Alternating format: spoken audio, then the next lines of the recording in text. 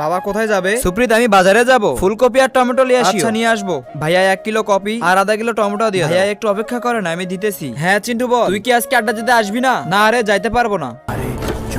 আরে ইয়ার, আমাকে বাজার করতে পাঠিয়েছে। এই যে ভাই আপনার কপি আর টমেটো। আচ্ছা দিয়ে দেন, চালু করে বাসায় চলে যাই।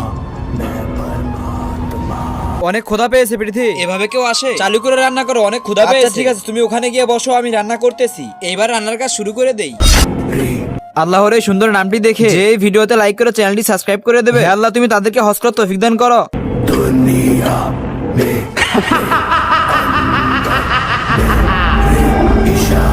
এই যে নাও, তোমার খাবার রেডি, এবার পেট ভরে খাও। হ্যাঁ আমি তো খাবো, আমার অনেক ক্ষুধা পেয়েছে। আরে এটা আমার সঙ্গে কি হচ্ছে?